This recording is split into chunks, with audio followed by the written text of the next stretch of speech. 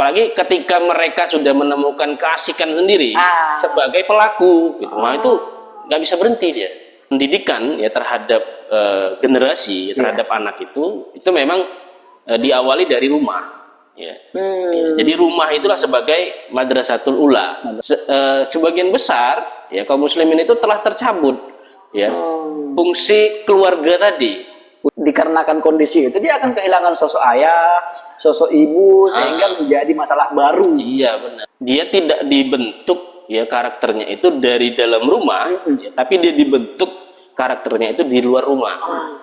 Islam itu Allah turunkan, ya itu kan untuk mengatur, ya. Jadi untuk mengatur, siapa yang diatur? Manusia. Ya.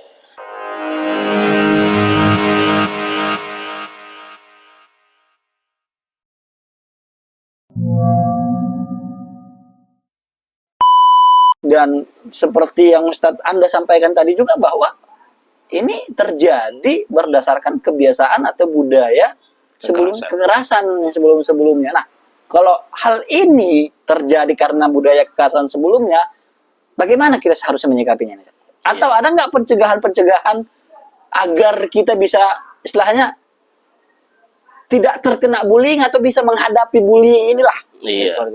Iya, jadi sebenarnya kalau mau benar-benar dihilangkan, ya memang harusnya budaya kekerasan itu yang tadinya menjadi budaya itu harusnya dihilangkan. Iya, budaya kekerasan tadi. Iya, harusnya kalau ingin menyelesaikan lah, ya secara tuntas gitu ya kan. Betul ya.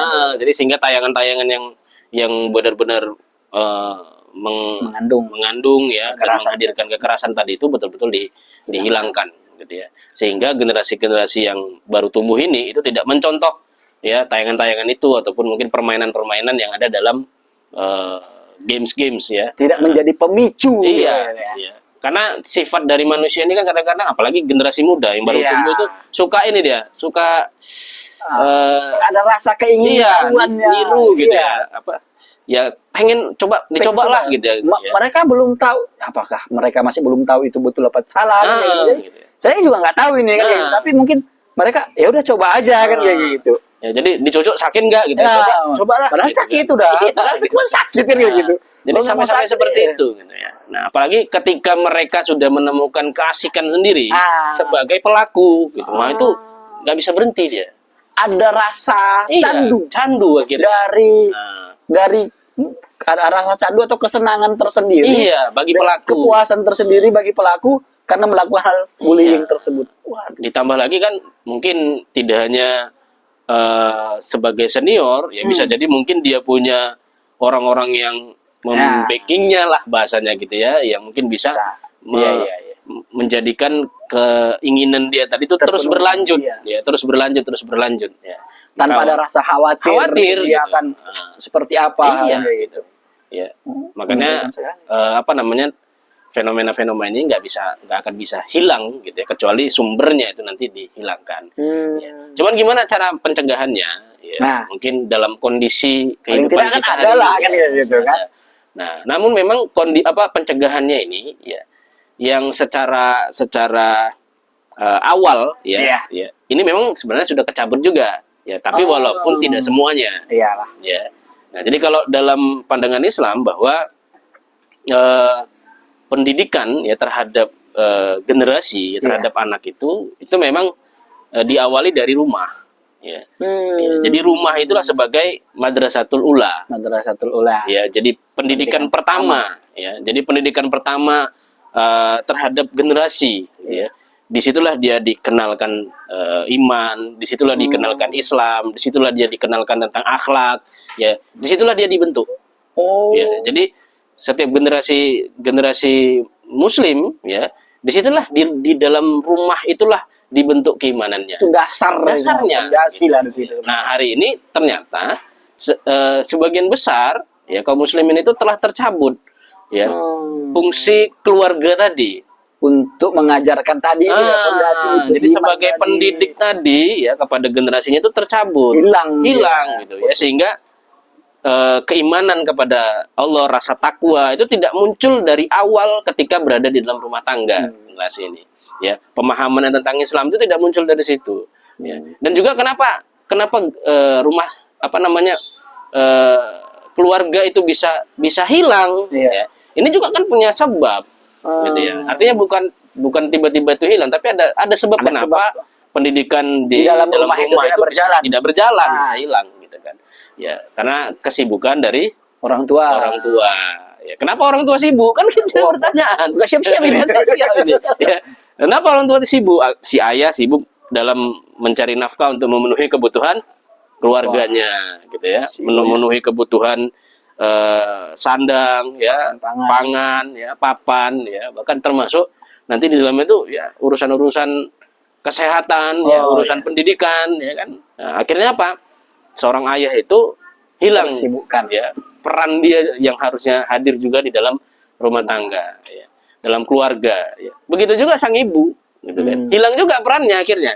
Sibuk asik sendiri. Iya, makanya tidak jarang seorang ibu itu, ya, dia lebih memilihkan menyewa babysitter untuk untuk lagi banyak itu. Ya, untuk mengasuh anak-anaknya, ya, sementara dia bekerja di luar, ya, jadi anak-anaknya itu biasuh, ya, mungkin dia punya gaji sekian, udah punya hitung-hitungan lah, ya kan, ya, dia bisa bayar ini sekian, gitu kan. Nah, tapi dia akan kehilangan sebenarnya, ya, kehilangan sesuatu, gitu ya. Setidaknya si anak itu dikarenakan kondisi itu dia akan kehilangan sosok ayah, sosok ibu, sehingga menjadi masalah baru. Iya, benar. Jangankan membahas terkait tentang iman kepada Allah, ketakwaan dan lain sebagainya, kan kayak gitu. Jangankan masalah itu, kan kayak gitu. Tapi terkait tentang sosok keluarga itu, sosok ayah dan sosok ibu itu pun akan mempengaruhi si anak. Iya. Dari segi karakter dia. Jadi dia dewasa. Dia tidak dibentuk, ya, karakternya itu dari dalam rumah, ya, tapi dia dibentuk karakternya itu di luar rumah. Nah, kalau dia dibentuk dari luar rumah, dibentuk dengan benar, ya, karena juga tidak semua yang mereka tidak mendapatkan pendidikan di dalam rumah itu pasti rusak, gitu ya. Tidak juga, karena tapi ada kebanyakan. Iya, mayoritas, gitu kan. Nah, karena akhirnya dia mencari di luarnya dapatnya rusak. Tapi ada juga yang dia ternyata mendapatkan pendidikan di luar itu, ya, dia bersama dengan orang-orang yang soleh, ya, sehingga dia menjadi soleh, ya, artinya dia terjaga, gitu ya. Yang harusnya tadi perlindungan itu dia dapatkan dari rumah, ya, itu tidak dia dapatkan, alhamdulillah dia mendapatkan dari luar, ya, dari saudara-saudara Muslim yang juga bertakwa, ya. Namun kan realitasnya kita lihat banyak ternyata tidak demikian, gitu ya. Dia tidak dapatkan pendidikan di dalam rumahnya, tetapi di luar rumah pun dia malah jadi rusak, gitu ya, dengan bertemunya dan berkumpulnya dia dengan orang-orang yang juga dalam hal kehidupan juga rusak. Ya.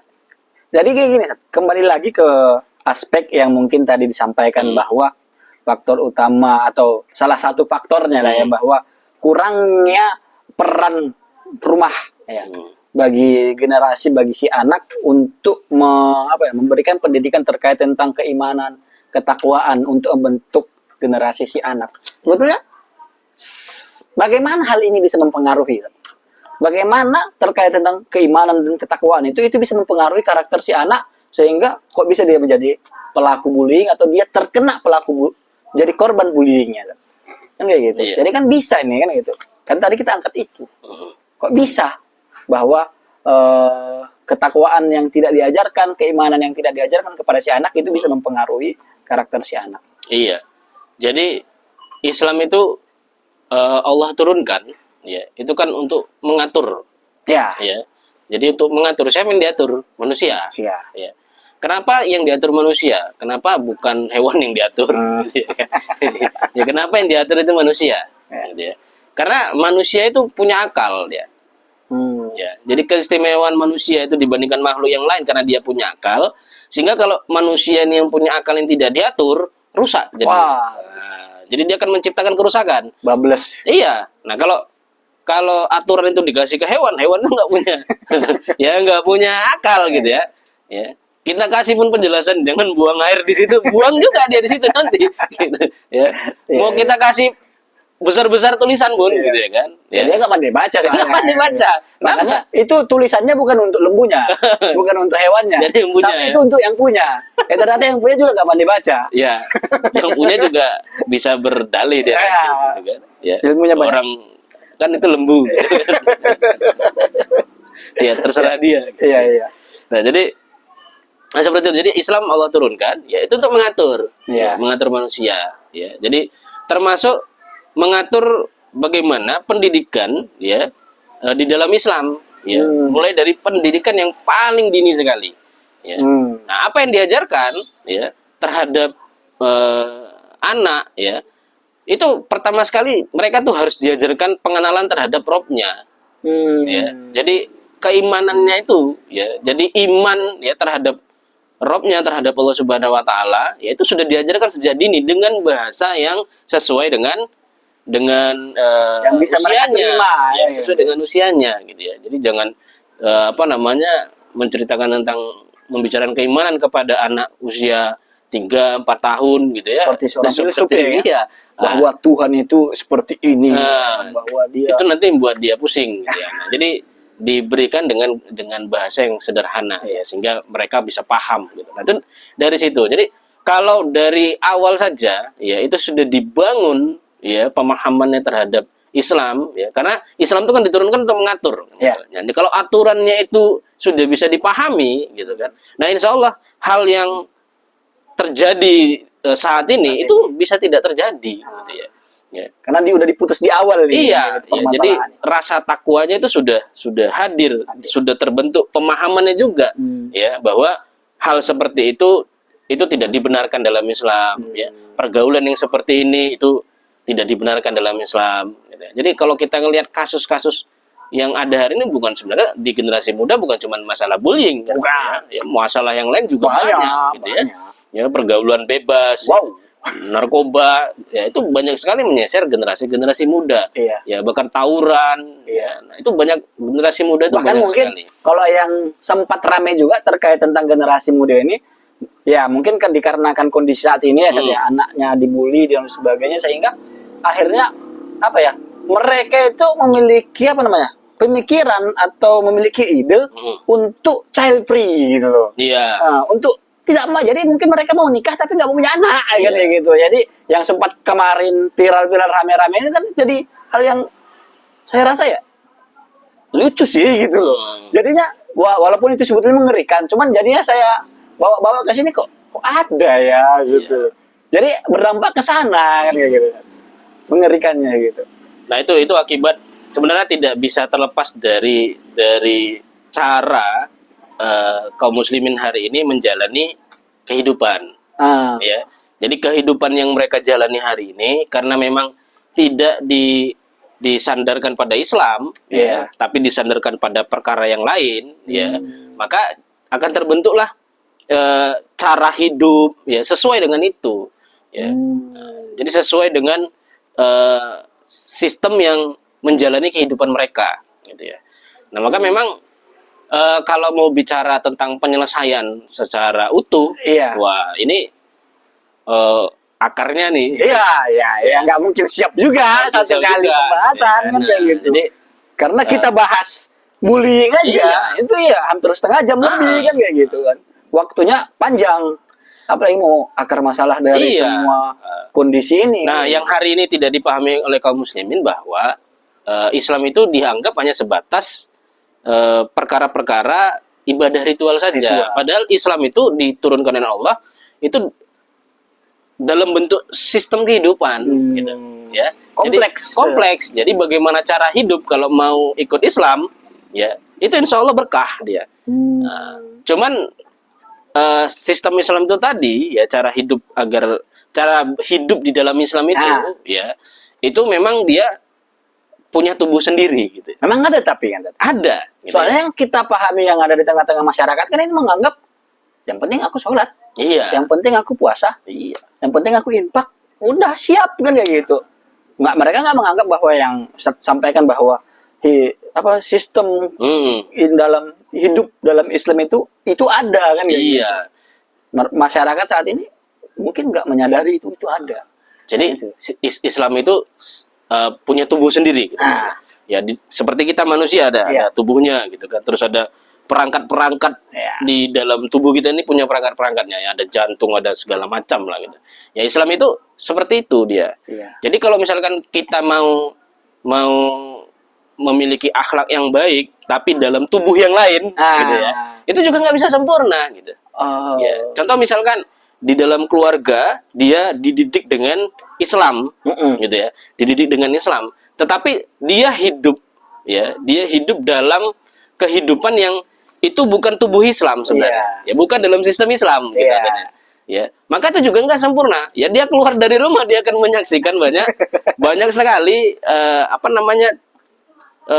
generasi-generasi seperti dia itu yang tidak sesuai dengan Islam gitu kan. Dia apa? Terkalahkan atau tertundukkan oleh realitas yang mengerikan gitu. Makanya kalau ingin kita mengambil Islam itu harus seutuhnya gitu. Karena Islam punya tubuhnya sendiri untuk menjalankannya. Jadi kalau kita mau berakhlak Islam ya kayaknya tubuhnya pun harus Islam kan? Jadi ya dalam bingkai sistem yang mengatur kehidupan secara kompleks hari ini itu harus dalam sistem Islam. Tapi kalau untuk membahas itu lebih kompleks, mungkin akan kita ada sesi diskusi atau ada di sesi khusus untuk membahas itu biar kenapa? Karena nggak mungkin siap nih gitu kalau kita bahas ini dalam satu pertemuan. Iya, memang untuk bisa agar kaum muslimin juga tercerahkan terhadap Islam, memang harus dibangun dari awal dulu. Dasar sekali. Dasar, yaitu yang disebut dengan pondasi. Ya kan? Nah, pondasinya itu apa? Pondasi dalam Islam itu adalah keimanan. Ya, jadi berbicara tentang iman atau bahasa kita yang sekarang ini itu akidah. Gitu ya. Nah, jadi pondasinya itulah yang harus dikuatkan terlebih dahulu. Kalau pondasinya artinya akidahnya itu sudah kuat, maka apapun yang diperintahkan oleh Allah, itu akan siap dia untuk menjalankannya. Nah, kalaupun ada perintah-perintah yang belum bisa dijalankan, maka dia akan berusaha untuk mewujudkannya agar perintah itu bisa dijalankan. Ya, karena nanti kalau kita bicara tentang Islam, ya Islam itu perintahnya itu ada dalam 3 dimensi sebenarnya. Ya. Jadi bahasanya makin berat aja ini ya. Ya, maksudnya dalam 3 hal lah. Ya, jadi ada hubungan manusia dengan Allah, hubungan manusia dengan dirinya sendiri, dan hubungan manusia dengan sesama manusia. Nah, jadi dan ruang lingkupnya juga tidak diperkecil seperti sekarang. Ya, hubungan dengan Allah itu ya cuman dalam perkara sholat toh. Ya. Nah, padahal ibadah-ibadah yang lain itu juga banyak. Ada kaitannya. Ada kaitannya. Nah, sama lain. Nah, maka memang fenomena kasus bullying ini nggak akan bisa kita selesaikan secara utuh ya kalau memang yang utama tadi yakni sebenarnya yang utama itu karena sistem kehidupan melahirkan budaya kekerasan. Ya, jadi budaya kekerasan ini ya tidak lahir kecuali dari sistem kehidupan yang sudah terjadi di tengah-tengah masyarakat saat ini. Nah, cuman gimana agar pencegahannya tadi mungkin pertama itu memang dari keluarga. Ya, jadi keluarga bisa menciptakan perisai lah kepada generasi muda, ya, kepada anak-anaknya ya agar memiliki pelindung, agar dia tidak terdampak pada atau terkenal lah ya dari gaya-gaya hidup mengcounter jadi dia ketika tahu ada kerumunan-kerumunan yang mungkin pergaulannya bebas ya itu dia tidak dekati gitu, karena dia sudah punya apa sendiri gitu ya, filternya sendiri ya untuk bisa dia memilih gitu kan, karena dia sudah dapatkan dari rumah. Nah, yang kedua itu masyarakat. Berarti masyarakat juga ada peran nih? Oh iya, ada perannya. Ya, peran masyarakat. Ya. Nah, kalau kita melihat hari ini masyarakat itu kan cuek. Nah, harusnya tidak, gitu kan. Jadi masyarakat yang peduli, ya, itu hari ini itu hampir hilang. Ya, walaupun masih ada, saya katakan. Masih ada. Ya, tapi hampir hilang. Gitu ya. Jadi bagaimana generasi-generasi muda yang hari ini juga tidak ada yang menasihatinya di tengah masyarakat. Nah, kenapa juga masyarakat akhirnya malas menasihatinya? Ketika dinasihati, iyalah digubris kan. Itu fenomena lah. Ya, jadi akhirnya apa? Masyarakat juga apatis gitu ya. Nah, jadi karena juga lihat orang yang dinasihati tidak juga menggubrisnya gitu kan. Namun masyarakat yang peduli juga tetap harus ada. Artinya tidak boleh dihilangkan gitu ya. Nah, ini mungkin 2 peran ini yang saat ini yang harus dibentuk gitu ya. Ya, cuman ada peran yang lebih sempurna lagi. Nah, inilah sebenarnya peranan dari negara. Ya, jadi negara juga harus mengambil andil sebenarnya dalam pembentukan karakter dari generasinya. Gitu ya. Nah, kalau kita lihat hari ini di negeri kita ini negara hari itu membebaskan sekali, betul-betul bebas gitu ya. Jadi Sebebas itu ya? budaya dari luar itu nggak ada filternya gitu ya.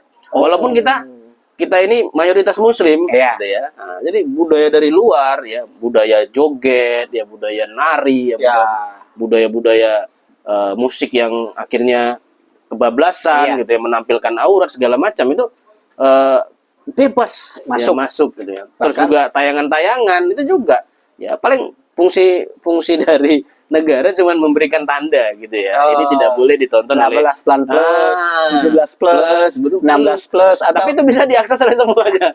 ada BO gitu ya kan. Gitu kan. Tapi semuanya ada di YouTube. Jadi anak-anak ya walaupun dia masih 7 tahun 8 tahun bisa mengakses. Nah, akhirnya peran negara itu juga hilang. Jadi peran negara itu cuma sekedar himbauan. Ya, jadi betulnya dia hanya menghimbau, bukan benar-benar menjaga. Ya, nah harusnya kan penjagaan itu terlahir dari 3 ini, dari keluarga, dari masyarakat, dan dari negara. Ya. Jadi masyarakat menjaganya dalam ruang lingkup keluarga menjaganya dari ruang lingkupnya di dalam rumah, gitu kan, membentuk karakternya di rumah. Masyarakat itu juga menjaganya di dalam ruang lingkup kemasyarakatan. Nah, negara itu menjaganya dalam ruang lingkup yang lebih besar, sehingga sesuatu yang dari luar itu tersaring gitu ya, atau bahkan itu dimentalkan kalau memang itu bertentangan dan merusak gitu kan. Nah, tapi kan sekarang itu hilang ya. Nah, jadi padahal peran ini paling besar sebenarnya. Ya, perannya paling besar. Seperti itu ya. Iya. Ngeri nih. Jadi emang kayak gitu ya. Antum minumlah kopinya, ini udah disediakan. Tenang aja, nanti kalau habis kita minta lagi. Islam itu diturunkan untuk manusia ya. Ya, luar biasa. Jadi untuk mengatur manusia agar manusia itu hidup sesuai dengan apa yang sudah Allah tetapkan. Ya, jadi kalau Allah itu menciptakan manusia kan punya tujuan. Ya, bukan manusia yang memiliki tujuan. Ya, tetapi Allah yang punya tujuan menciptakan manusia. Karena kalau manusianya yang ditanya tujuan dia hidup itu untuk apa, maka pasti banyak sekali. Ngawur-ngawur juga. Relativitasnya itu berserakan di mana-mana. Iya. Nah, kalau mau disurvei itu bisa jadi ribuan jawaban. Gak siap-siap banyak gitu. Gak siap-siap. Nah, kalau mau diambil 10 besarnya bisa juga. Sesuai kehendak mereka lah. Ya. Nah, namun kan kalau yang harus kita perhatikan bahwa bukan manusianya ditanya tentang tujuan mereka hidup gitu ya, tetapi Allah yang kita tanya gitu ya. Jadi apa tujuan Allah menciptakan kita? Gitu ya. Nah, kalau Allah yang ditanya, ya, apa tujuan Allah menciptakan manusia, maka jawabannya pasti cuma satu, ya. Mengabdi kepada Allah Subhanahu wa taala. Nah, jadi mengabdinya kepada Allah itu ruang lingkupnya besar banyak. Jadi bukan hanya sekedar sholat saja kan gitu. Karena kan kalau udah dikatakan mengabdi ini berarti kan sudah kayaknya ini apalagi kepada Sang Pencipta ya udah pasti aspeknya ibadah dong kan gitu. Berarti nanti harus kita definitifkan lagi terkait tentang atau mendetailkan lagi terkait tentang mengabdi ini yang seperti apa kan. Jadi luas sekali sebenarnya dan perintah dan larangan itu banyak sekali. Nah, inilah mungkin himbauan lah, ajakan lah ya, ajakan bagi teman-teman Metamorph ini agar tidak menutup diri ya untuk mengkaji Islam secara terus-menerus ya. Karena kita juga memang meniatkan itu komunitas Metamorph ini itu sebagai salah satu tadi yang saya sampaikan bahwa karena banyaknya peran di rumah itu tidak berjalan kan kayak gitu. Peran rumah itu tidak berjalan bagi generasi-generasi muda dan lain sebagainya sehingga mereka banyak yang keluar. Dan saat ini memang yang di luar itu peran-peran dari luar itu lebih kuat daripada yang di rumah sehingga kebanyakan bermasalah kan seperti itu. Nah, kita sedang mencoba untuk membuat peran dari luar itu gitu supaya ada yang membentengi sehingga saat orang yang yang tidak ada pelajaran di rumahnya keluar. Dan Metamorph ini kita coba untuk menjadi wadah agar mereka tidak masuk ke dalam hal-hal yang mungkin di luar batas. Setidaknya itu, kalau kita ingin mengubah secara semuanya mungkin kita nggak sanggup dong kan gitu ya. Mungkin kita yang lebih kecil lah kita memperbaikinya pelan-pelan seperti itu. Artinya lingkungan tempat kita itu berinteraksi itu mempengaruhi sekali. Ya, jadi ketika teman-teman Metamorph itu ingin mendapatkan rasa takwa, ya keimanan yang terus-menerus tumbuh, ya, maka mau tidak mau harus sering bertemu dan berkumpul itu dengan orang-orang soleh, gitu ya, dengan orang-orang soleh, dengan orang-orang yang memiliki ilmu, ya, terhadap agama, ya, faqih, ya. Nah, itu insya Allah akan terkena juga dampaknya. Dampak ketakwaan dari komunitas itu akan memberikan efek pada dia. Walaupun sebetulnya memang mungkin ya komunitas Metamop mungkin pun tidak sebaik-baik itu kan kayak gitu. Ya, tidak sesoleh itu kan kayak gitu. Tapi di sini kita mencoba untuk mengajak orang-orang untuk bersama-sama memperbaiki diri, bersama-sama beraktivitas-aktivitas yang positif agar tidak keluar dari batasan-batasan yang dilarang seperti itu. Makanya di sini kita memang untuk berubah bersama seperti itu. Mungkin itu aja, Ustaz, ya. Insyaallah. Masih ada lagi yang mau disampaikan? Terlalu panjang nanti. Oh ya, kita cukupkan ya. Ya, nanti akan ada pembahasan selanjutnya terkait tentang hal-hal yang mungkin akan kita bahas. Nah, apalagi mau masuk Ramadan gitu. Oh iya, luar biasa, insya Allah. Jadi, agar Ramadan lebih berkah ya. Lebih berasa dan maksimal gitu ya. Jadi kan kadang-kadang Ramadan kok aktivitasnya itu aja kita. Nah, walaupun tidur itu dianggap ibadah ya kan. Jangan buat tidur pada hari ya kan. Lain lah. Nah, maka nanti mudah-mudahan komunitas Metamov ini tuh bisa amin. memberikan dampak pada generasi-generasi muda terutama di bulan Ramadan ini ya, agar lebih meningkatkan kualitas. Amin. Ya, jadi bukan kuantitas tapi kualitas puasanya. Amin. Ya. Mungkin itu aja, Ustaz, untuk obrolan santai kita pada malam hari ini. Jadi sekali lagi saya ingatkan bahwa kami dari komunitas Metamop itu merupakan sebuah komunitas yang ingin mengajak teman-teman untuk berubah bersama untuk ke arah yang lebih baik seperti itu. Bukan berarti kami sudah baik, tapi kita berubah bersama untuk menjadi lebih baik ke depannya. Dan kami insya Allah ada agenda-agenda yang mengajak teman-teman untuk bisa aktif dan lain sebagainya. Dan ini adalah salah satu agenda kami di Metamop ini. Mungkin itu dari kami. Jangan lupa ini ada nama komunitas kami Metamop. Jadi bisa dilihat di Instagram dan juga ada TikToknya. Silahkan di follow dan juga di like. Jangan seperti itu. Kalau ada salah-salah kata kan kayak gitu kan ya. Kalau ada salah-salah kata, perilaku, sikap dan lain sebagainya, saya Ferry dan mungkin Ustadz Anda, kami mohon maaf yang sebesar-besarnya. Mungkin itu, Ustadz. Pantunnya belum saya siapkan, jadi saya nggak usah pantun dulu. Mungkin itu. Terima kasih. Assalamualaikum warahmatullahi wabarakatuh. Waalaikumsalam.